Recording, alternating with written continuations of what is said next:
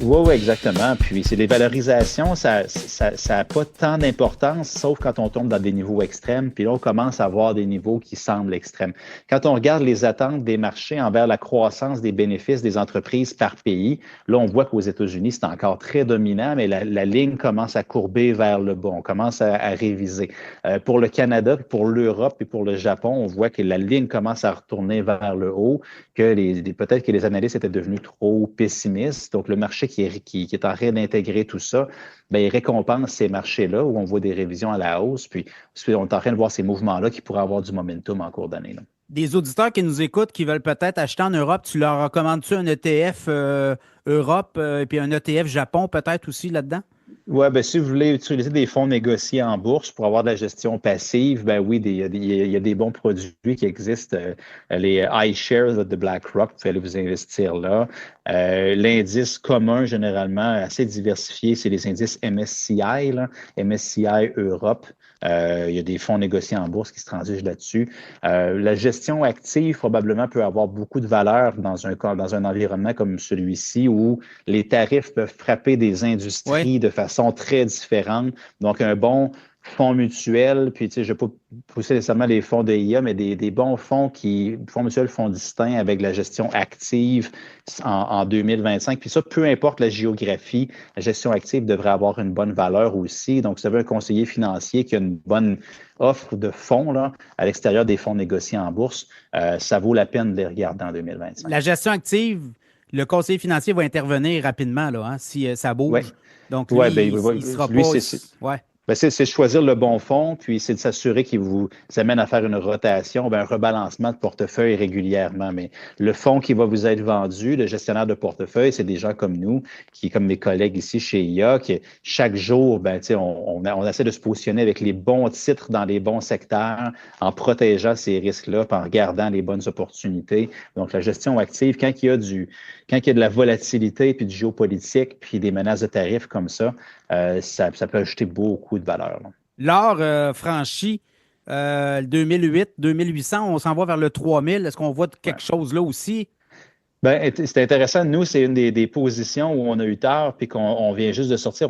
On avait été très positif sur l'or entre fin 2023 jusqu'à l'automne 2024. On a fait très bon rendement cette position-là. Puis maintenant, c'est commencé à se poser la question, peut-être les facteurs qui poussaient l'or à la hausse en 2024 pourraient se renverser.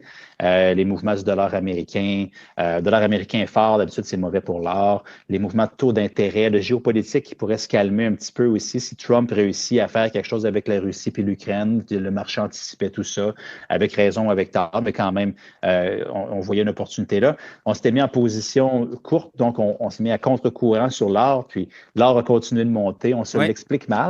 Donc, on est sorti de cette position-là. Je vous dirais qu'on a encore un œil sur peut-être que l'or deviendrait surévalué prochainement, puis qu'on pourrait essayer de se positionner pour qu'elle recule. Mais dans le moment, il semble que peut-être les banques centrales de la planète en achètent encore aussi en préparation pour un conflit. Il y a peut-être un paquet de facteurs qui jouent, mais l'or a encore la cote. Là. Oui. Et pour le pétrole, Trump appelle beaucoup, là, même il l'a dit, les gens de Dubaï, les gens de l'Arabie Saoudite, là, à peut-être réduire ou à tout le moins lever le pied sur le robinet. Est-ce que ça, on va le voir? Parce que c'est un peu le souhait de Trump de faire en sorte que le baril de pétrole soit bas et que le prix de l'essence soit raisonnable aux États-Unis, hein. Ça, on verra. Trump, c'est sûr que dans son premier terme, était devenu assez proche avec l'Arabie Saoudite, puis le prince là-bas, le MBS. Est-ce qu'il peut encore faire une espèce de deal avec eux contre de l'accès au marché américain puis des technologies militaires et tout? Il avait joué dans ce film-là, là, dans son premier mandat. Peut-être, mais je dirais que le prix du pétrole, c'est beaucoup une question de marché, puis c'est une question économique. Si Trump, par ses politiques, fait ralentir l'économie mondiale, bien, il va avoir un prix du pétrole plus bas.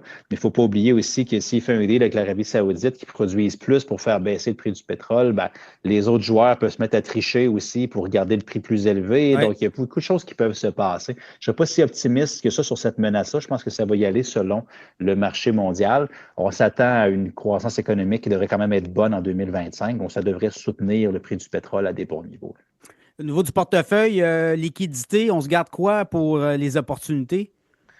Ben, c'est toujours important d'en avoir un petit peu de côté, mais j'aurais pas tendance à dire que c'est un moment pour s'en aller en cash dans un portefeuille. Je pense que c'est important de demeurer investi en tout temps. La liquidité dans le portefeuille est de moins en moins payante avec les banques centrales qui baissent leur taux directeur. Ouais. Ça, il faut en tenir compte, mais quand même être bien investi en action, être bien diversifié géographiquement, avoir des obligations dans le portefeuille, parce que la volatilité, c'est bon pour les obligations dans le moment, c'est gagnant. Donc, je n'aurais pas tendance à conseiller à personne d'avoir plus d'encaisse que d'habitude dans un portefeuille. Et de toute façon, si ton portefeuille est diversifié, que tu as des bons dividendes, ben, tu as accès à des liquidités aux 3 mois là, Oui, pour oui, à exactement. réinvestir. Écoute, dernière question sur quelqu'un qui est en train de renégocier son hypothèque. Si on dit qu'on renégocie au mois de juin, juillet, on attend encore, ça va baisser. Ils ont combien de baisses à peu près attendues cette année du taux directeur? Ben là, on est à 3 Nous, on s'attend à ce qu'on en ait deux autres d'ici l'été. Pendant un bout, on était rendu assez marginaux avec cette vue-là, mais là, je regardais ce matin, le marché est revenu à peu près là. Donc, on pourrait voir d'autres coupures. Ça, c'est si quelqu'un a une hypothèque à taux variable. À taux fixe, s'il y a du bon qu'on peut sortir de tout ça pour le portefeuille de monsieur, madame, tout le monde, c'est que les hypothèques à taux fixe, c'est complexe, mais c'est les taux de marché à 5 ans qui viennent dominer le portrait. Ouais. Puis, la peur qui s'est installée dans les derniers jours, ça a fait baisser beaucoup les taux d'intérêt à 5 ans, 10 ans canadiens. Donc, les taux fixes, peut-être quelqu'un qui signe une hypothèque à taux fixe maintenant, probablement qu'il y aurait un meilleur deal que il y a quelques semaines. Donc, s'il y a encore ce risque-là qui dure, puis ça donne une pression à la baisse sur les taux d'intérêt, ben ça risque d'être plus attrayant de signer à taux fixe. Fait que le timing d'ici l'été, je ne peux pas dire, mais probablement que cette menace de guerre commerciale-là, s'il y a un aspect positif, c'est que vous allez payer moins cher sur vos hypothèques-là. Est-ce que ça peut être un bon produit, un 5 ans taux variable? Oui, ça peut être un bon produit, un 50 taux variable, certainement. L'idée, c'est qu'il faut toujours négocier l'écart versus le taux préférentiel, Oui. comme toujours. Mais dans les prochaines années, dans les 5 prochaines années, est-ce qu'on peut voir un scénario où les taux d'intérêt se mettent à accélérer, monter de façon forte, le taux de la banque, là?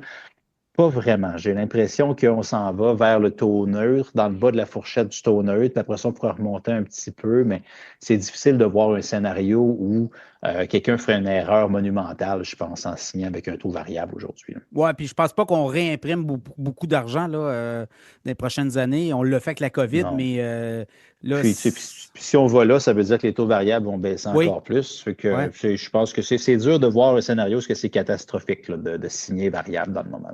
Sébastien McMahon, merci beaucoup de tes lumières. On se reparle d'ici quelques mois. On va voir où tout ça s'en va parce que c'est fascinant à la vitesse dont les décisions se prennent. Et il y a beaucoup de réactions, beaucoup d'émotions. Fait que, on va essayer de rester cartésien, hein. C'est un peu ça le mot Oui, aussi à retenir. c'est ce qu'il faut. C'est ce qu'il faut, ça va me faire plaisir. Merci beaucoup. Salut. OK, merci, bye.